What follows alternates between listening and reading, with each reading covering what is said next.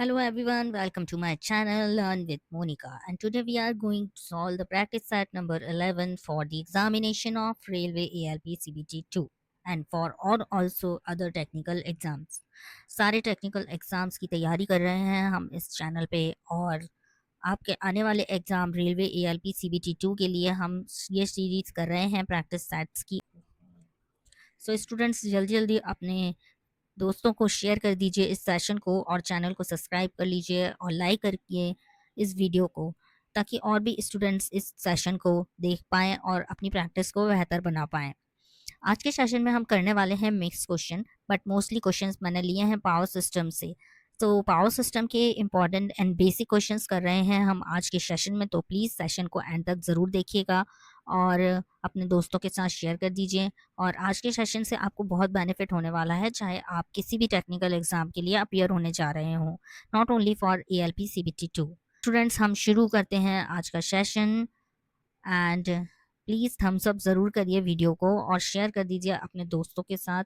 और so students, now we are going to solve the practice set number 11 for the RRB LP CBT 2, and the very first question of this session is the corona loss can be detected by. So option number 1 is hissing sound, option number 2 is ozone gas, option number 3 is violet glow, option number 4 is all of the above. So students, इसका answer क्या होगा? Corona loss हमें कैसे पता चलता है कि किसी लाइन में कोरोना लॉस हो रहा है या नहीं? सो उसके लिए हमें एक हिसिंग साउंड सुनाई देगा, या तो एक वायलेट ग्लो दिखता है, या कोई गैस रिलीज होती है वो दिखती है। वो दिखती नहीं है एक्चुअली, वो टेक्निकली मेजर की जाती है कि कैसे पता लगाया जाता है। ठीक है, so we can not find that और सी इट बाय आवर नेज आईज। सो इसका आंसर क्या हो जाएगा? Corona loss can be detected by all of the above options. Move on to the next question, and question number 2 is for short span and voltage up to 33 kV, which type of support is used? So steel pole, concrete pole, both A and B. So short span के लिए आपको याद रखना है कि अगर short span दिया गया है और 33 केवी की लाइन पर सपोर्ट्स का पूछा गया है, और सपोर्ट्स से बहुत सारे क्वेश्चंस बनते हैं, चाहे वो 132 केवी लाइन के लिए हो, चाहे वो आपसे हायर वोल्टेज लाइन के लिए पूछ लेगा सपोर्ट किस टाइप का यूज़ करता है। तो नेक्स्ट सेशन में मैं इसको आपको करा दूंगी कि किस टाइप के सपोर्ट्स किस किस वोल्टेज लेवल के लिए यूज़ होते हैं। But for here the answer should be both A and B. हम कोई भी यूज़ कर सकते हैं support for 33 kV line. Steel pole का भी कहीं कहीं यूज़ किया जाता है और कॉन्क्रीट पोल का भी यूज़ किया जाता है। अच्छा, 33 केवी के लिए हमने पढ़ा था कि पिन टाइप का इंसुलेटर यूज़ किया जाता है। ये भी आपको मैं रिवीजन करवा दे रही हूँ, इसकी क्लास पीछे जाकर आप देख सकते हैं, मैंने इस पे क्लास ले चुका है। So move on to the next question, that is question number 3। For 132 kV transmission line the number of insulators used is. So हमने एक क्लास में इंसुलेटर का इफिशियंसी का भी फॉर्मूला पढ़ चुके हैं, और आपको वापस से बैक जा करके आपको मेरे प्लेलिस्ट में जाकर के देखना है कि इंसुलेटर का क्वेश्चंस मैंने क्या क्या करवाया हुआ है। और इसमें ऑप्शन दिया गया है, option number 1 is 11, option number 2 is 12, option number 3 is 10, option number D is any of the above. So students 132 KV line के लिए सो स्टूडेंट्स 132 केवी लाइन के लिए हमें 10, एटलीस्ट 10 नंबर ऑफ इंसुलेटर चाहिए होते हैं, आपको ये याद रखना है। एंड 132 केवी लाइन के लिए हमने याद किए थे कि हमें सस्पेंशन टाइप ऑफ इंसुलेटर्स का यूज करते हैं। Move on to the next question, question number 4 is corona loss can be minimised by. अब कोरोना लॉस कैसा होता है वो हमने पढ़ लिया पहले क्वेश्चन में, अब हमको पता करना है कि कोरोना लॉस को मिनिमाइज कैसे किया जा सकता है। So option number 1 is bundled conductor, option number 2 is hollow conductor, option number 3 is large diameter of conductor, and option number 4 is all of the above. So bundled conductor के use से हम corona loss को minimise कर सकते हैं। So answer of this question is bundled conductor. Move on to the next question, and the question number 5 is related to the transmission line parameters. So the primary constants of transmission lines are, so constants क्या क्या होते हैं transmission line में जो हम use करते हैं for transmission line? सो इसका आंसर क्या होगा? ऑप्शन नंबर 1 है हमारा R L C and G, option number 2 है R and L, option number 3 है R and C.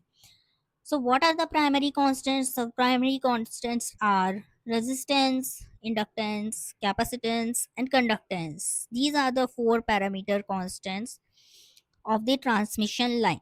Move on to the next question, and the question number 6 is a distortionless line lies satisfy the following condition. तो डिस्टॉर्शनलेस line की जो condition होती है वो क्या होती है, ये बहुत बार मैक्सिमम टाइम्स पूछ चुका है ये question, so we should remember this question always and mark it as important one. So ये इंपॉर्टेंट क्वेश्चन है, बहुत इंपॉर्टेंट क्वेश्चन है ये. इसमें रिलेशन क्या दिया गया है, R upon L is equals to G upon C. Second option is L upon C is equals to R upon G. अब हम इस रिलेशन को देखते हैं अगर, तो ये रिलेशन एक ही है, बस दो तरह से लिख दिया गया है, तो हमें इसको देख लेते हैं एक बार. R upon L is equals to G upon C, ये रिलेशनशिप होता है डिस्टॉर्शनलेस लाइन का. एंड ये याद कर लीजिए आप, इसको याद करना भी बहुत सिंपल है. R upon G, R upon L is equals to G upon C. L और सी हमेशा साथ में दिखते हैं हमको, तो ये डिनोमिनेटर में आएंगे. आर रेजिस्टेंस होता है और उसका रेसिप्रोकल होता है conductance, and which can be denoted by G. So ये दोनों भी आमने सामने होता है, ऐसे याद कर सकते हो आप इसको. अब देखिए, अगर मैं इसी इक्वेशन को यहाँ वहाँ घुमा कर लिख दूं तो वो इक्वेशन इस तरह से बन जाएगी. मैं ये वाले जी को यहाँ लेकर आ गई और ये एल को वहां लेकर चली गई, तो बस रिलेशन वही बन गया. So what is the answer of this question? Option number C, that is both of the above. क्योंकि ये रिलेशन एक ही है, बस इसको मैंने दो तरह से घुमा करके लिख दिया है. अब ये एग्जामिनर भी ऐसे ही आपको हमेशा क्वेश्चंस में घुमाते हैं. सो ये भी बहुत इजी क्वेश्चन है, लेकिन बहुत बेसिक क्वेश्चन है और कई लोगों को पता नहीं होता है और वो आंसर गलत करके आते हैं. सो what should be the answer of this question? So answer of this question will be option number C, that is both of the above.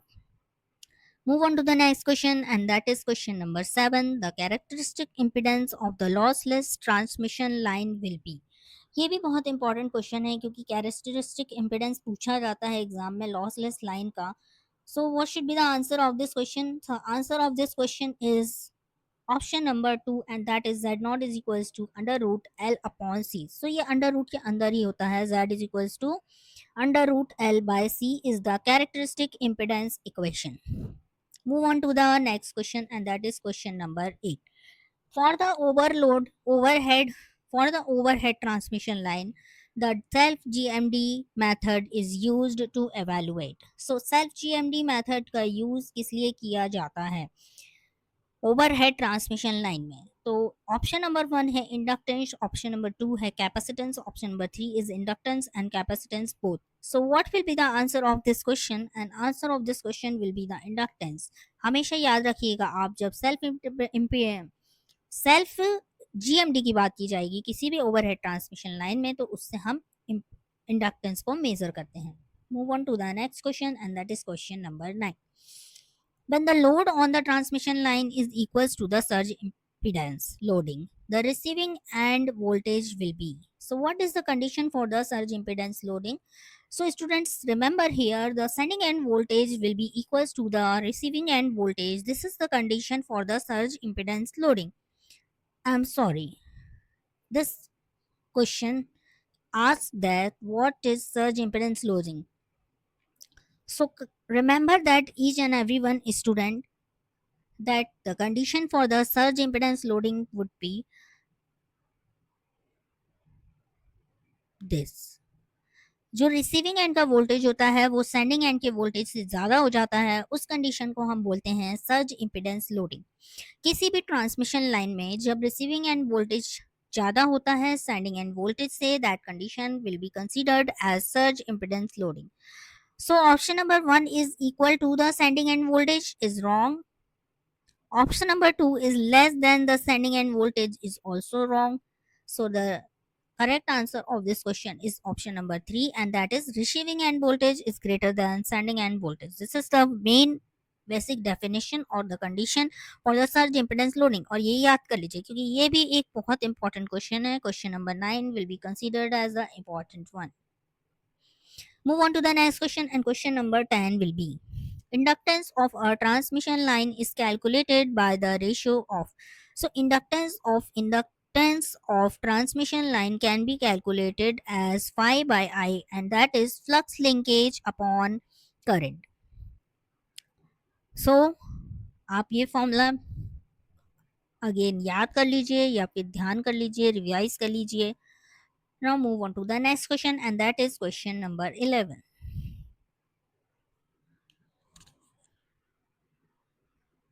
11 is due to skin effect the effective area of the conductor is. अब skin effect के कारण क्या क्या conditions होते हैं वो हम देख लेते हैं. Option number 1 is reduced, option number B is increased, option number C is constant.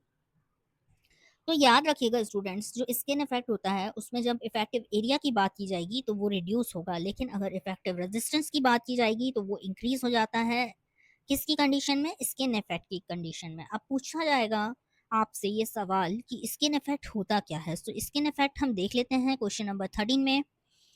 When current density is higher near the surface of the conductor compared to the core, this uneven distribution of current is called skin effect. जब क्या होगा, जो conductor होगा, conductor के surface पर जब क्या होगा, करंट ज़्यादा होगा, और जो कंडक्टर की कोर है उसमें जो करंट होगा वो कम होगा. कंडक्टर की कोर में करंट कम होगा.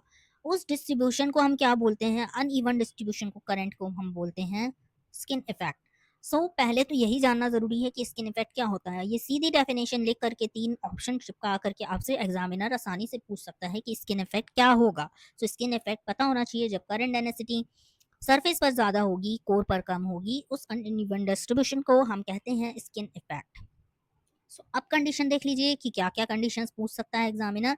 Due to skin effect the effective area of the conductor. Effective area of the conductor will be reduced. याद रखिएगा, इजी क्वेश्चन है, याद हो जाएगा. एक से दो बार पढ़िए पीडीएफ. बार बार आप इस वीडियो को सोते समय, उठते समय कभी भी देख लीजिए, याद हो जाएगा आपको. Move on to the next question. Due to skin effect the effective resistance will be. अभी मैंने आपको बताया था कि जो एरिया होगा वो रिड्यूस होगा लेकिन रेजिस्टेंस इंक्रीज होगा. एरिया रिड्यूस होगा, एरिया रिड्यूस होगा, रेजिस्टेंस इंक्रीज होगा ड्यू टू स्किन इफेक्ट. याद कर लीजिए, ये क्वेश्चन बार बार एग्जाम में आते हैं और ये क्वेश्चन इंपॉर्टेंट भी है. Please mark it as important and please learn this question. Move on to the next question and the question number 14 is which factor affect the skin fact. ये भी important question है कि किस type का factors जो होते हैं वो skin effect में important होते हैं. Frequency is important, diameter is important, and the shape of the conductor is also matters or the factor that affect the skin effect. बहुत important question है ये भी बहुत बार एग्जाम में पूछा जा चुका है. इसका आंसर होगा all of the above. याद कर लीजिए स्टूडेंट्स, इसका आंसर होगा all of the above. Frequency भी होनी चाहिए, डायामीटर भी, and shape of the conductor. तीनों फैक्टर्स होते हैं स्किन इफेक्ट के लिए. Move on to the next question and the question number 15 will be dash is the redistribution of electric current occurring nearby parallel electrical conductor carrying alternating current caused by magnetic field. ये एक definition दी गई है एक effect की. Skin effect हमने पढ़ लिया, फरांटी effect भी हमने पढ़ लिया. अब बचा क्या? Proximity effect. What will be the answer of this question? Answer of this question will be the proximity effect. जो प्रॉक्सिमिटी इफेक्ट होता है उसमें क्या होता है, एक इलेक्ट्रिकल कंडक्टर का दूसरे इलेक्ट्रिकल कंडक्टर जो कि पैरेलली है उस कंडक्टर के, उसमें इफेक्ट होता है ड्यू टू मैग्नेटिक इफेक्ट. तो 3 टाइप के इफेक्ट हमने पढ़े. एक तो वो जिसमें जो सेंडिंग एंड वोल्टेज है वो कम हो जाता है रिसीविंग एंड वोल्टेज से, तो वो होता है SIL. दूसरा हमने पढ़ा स्किन इफेक्ट कि एक कंडक्टर में सरफेस पर ज़्यादा करंट डेंसिटी होती है रिगार्डिंग कंपैरिजन टू कोर. और थर्ड इफेक्ट आप याद कर लो कि दो कंडक्टर पैरेलल हैं तो एक कंडक्टर की जो करंट है वो नियर बाय कंडक्टर में क्या करती है, रिडिस्ट्रीब्यूशन पैदा करती है करंट का. उस इफेक्ट को हम बोलते हैं प्रॉक्सिमिटी इफेक्ट. ये तीनों इफेक्ट इंपॉर्टेंट है और बहुत इंपॉर्टेंट है, not important only, this is very very important.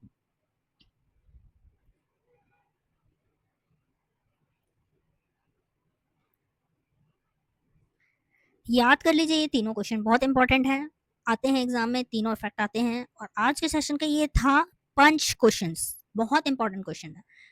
अपने अपने दोस्तों को भी बताइए कि इस तरह के क्वेश्चंस हमें कहाँ से पढ़ने मिल रहे हैं, कहाँ पर हमारा डाटा एक जगह मिल रहा है. आपके दोस्त भी चकित हो जाएंगे कि ये स्टूडेंट कहाँ से पढ़ कर आया है. Move on to the next question and question number 16 is, ये सब मैंने हंसी मजाक की बातें की, ऐसा सभी बच्चे पढ़ ही रहे होंगे क्योंकि हो सकता है आज नहीं तो कल वो बच्चे ऑलरेडी मेरे चैनल पे विजिट कर चुके होंगे. So move on to the next question and question number 16 is GMR stands for. So GMR क्या होता है, जीएमआर क्यों होता है, जीएमआर क्यों, किस फिनोमेना पे आता है, किस चीज से रिलेटेड है. इन सब सवालों के जवाब के लिए आपको फॉलो करना होगा मेरा चैनल, सब्सक्राइब करना होगा और लाइक करना होगा वीडियोस को और शेयर करना होगा अपने दोस्तों के साथ. तब मैं आपको इसको डिटेल में पढ़ाऊंगी कि जीएमआर क्यों होता है. पहले मेरे सब्सक्राइबर बढ़ाइए तभी तो मैं लाइव सेशन कंडक्ट कर पाऊंगी. तो अगर आप चाहते हो कि मैं आपको लाइव पढ़ाऊं, सो प्लीज आप अपने दोस्तों को बोलिए कि सब्सक्राइब करें चैनल को और मेरे साथ जुड़ जाएं पढ़ने के लिए ALP CBT 2, RRB JEE CBT 2 technical exams के लिए. नाउ क्वेश्चन नंबर 16 का आंसर देख लीजिए आप लोग, क्या होगा. Geometrical mean radius, option number 2 is geometrical medium ratio, option number 3 is symmetrical mean rotation. So what is the answer of this question? Answer of this question is option number 1, that is geometrical mean radius. Move on to the next question. Question number 70 is what is this GMD stands for? So GMD का full form क्या होगा. Geometrical mean distance, geographical mean distance, geometrical mean difference. इतने close options को देख करके आप भी सोच रहे होंगे कि ये कैसे ऑप्शंस हैं, लेकिन ये ऑप्शंस आपको इसलिए दिए गए हैं ताकि आपको फुल फॉर्म याद हो जाए जब आप एग्जाम में जाएं. और अगर इस टाइप का छोटा मोटा सवाल भी आ जाए तो आपको ये ना लगे कि यार मैं तो इतना भारी भरकम पढ़ के आया था और सवाल तो सिर्फ फुल फॉर्म का आ गया. तो आपको इस तरह से भी प्रिपेयर रहना है कि अगर आपको फुल फॉर्म भी पूछ ले एग्जाम में तो आपको बनना चाहिए. आप ऐसा नहीं कि पूरी बुक पढ़ के चले गए, किताब ग्रंथ सब उठा के चले गए और क्वेश्चन आ गया आप फुल फॉर्म का. So answer of this question is geometrical mean distance. दोस्तों, स्टूडेंट्स हम आगे बढ़ते हैं और क्वेश्चन नंबर 18 पे चलते हैं. What is the question number 18? The inductance of the hollow conductor is dash when compared to the solid conductor. Inductance hollow conductor का क्या होगा, लेस होगा भाई, कम होगा इंडक्टेंस, हमेशा इंडक्टेंस कम होगा hollow conductor का when compared to the solid conductor. Move on to the next question and the question number 19 is which of the following reduces the reactance of the electrical transmission line.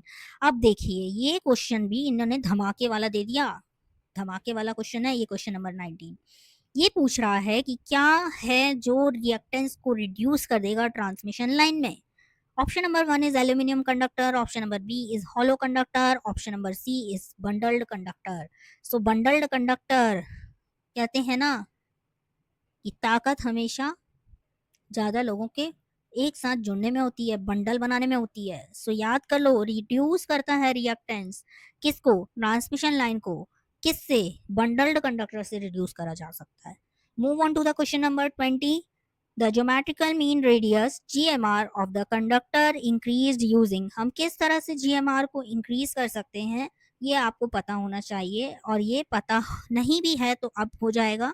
Option number 1 is aluminium conductor, option number 2 is hollow conductor, option number 3 is bundled conductor. अब देखिए यहाँ पर ये auto editing auto typing में ये D लग गया है कंडक्टर में. अब इस पे से कुछ स्टूडेंट्स बोल सकते हैं कि इनको स्पेलिंग नहीं आती, इनको ये नहीं आता, इनको वो नहीं आता, पर आता सब कुछ है, कभी कभी ऑटो टाइप भी हो जाता है. Please ignore these type of mistakes. और ध्यान नहीं दिया था तो भी मैंने बता दिया. अब क्या है, अटेंशन ही तो लेना है ना स्टूडेंट्स का, कि स्टूडेंट्स को पता होना चाहिए कि क्या क्या गलतियां हो जाती हैं इंसान से भी. चलिए क्वेश्चन नंबर 20 देखिए. क्वेश्चन नंबर 20 का आंसर होगा बंडल्ड कंडक्टर. ये था हमारा आज का सेशन और मैं आपको रोज पढ़ाती थी बोरिंग तरीके से. आज मैंने थोड़ा सा फनी वे में पढ़ाने की कोशिश की. अब देखिए आगे और कैसा पढ़ाती हूँ और कैसा लगता है आपको. प्लीज सेशन को शेयर कर दीजिए, चैनल को सब्सक्राइब कर लीजिए और बने रहिए मेरे वीडियोस के साथ में और आगे भी ऐसे अच्छे अच्छे सेशंस को अटेंड करते रहिए. आज के सेशन में इतना ही. Thank you for watching.